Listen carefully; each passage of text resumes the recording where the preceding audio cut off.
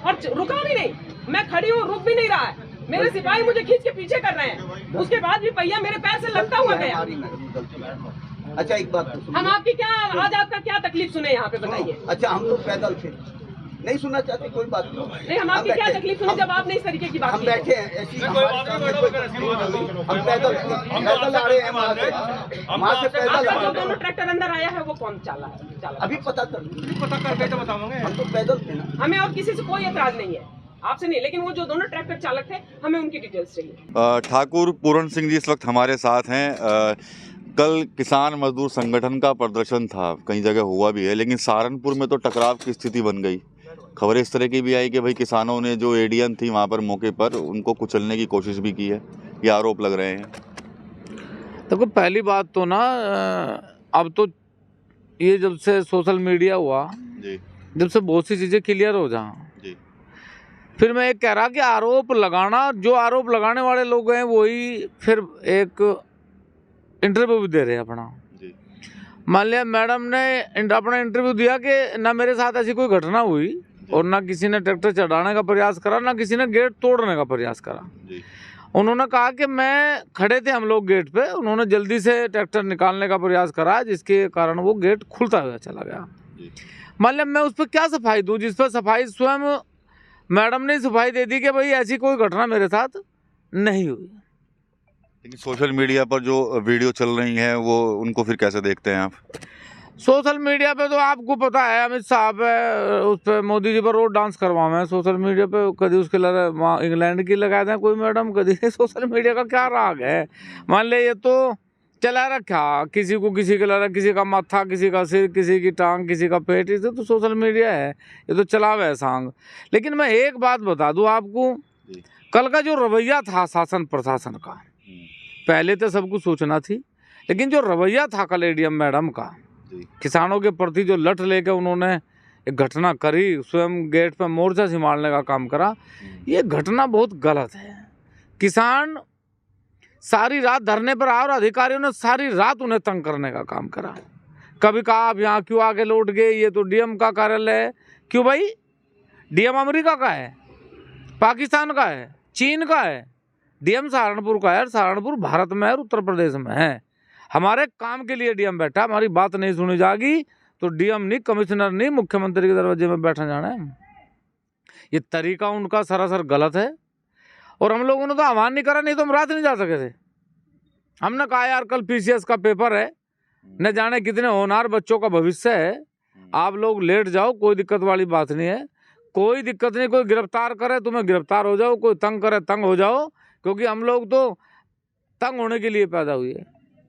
इसलिए शासन प्रशासन इस बात को अपने दिमाग में से निकाल ले कि वो हमारी नौकरी कर रहे हैं, हम उनकी नौकरी नहीं कर रहे, और ना ही वो सरकार की नौकरी कर रहे, हमारी नौकरी कर रहे, हमारे लिए बैठे हैं जनपद में। वो मुख्यमंत्री का आदेश ये है कि किसानों की सुनो, जनता की सुनो।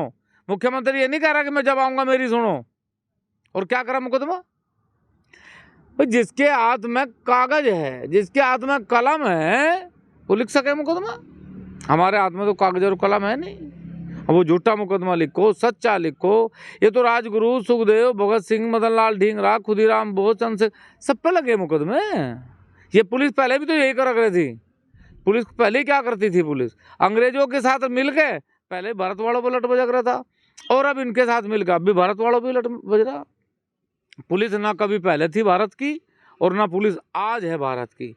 पुलिस आज भी ब्रिटिश है और पुलिस कल भी ब्रिटिश थी, क्योंकि आज भी वो उसी एक्ट के तहत नौकरी कर रहे जो अंग्रेजों के ज़माने में 1862 में करे थे।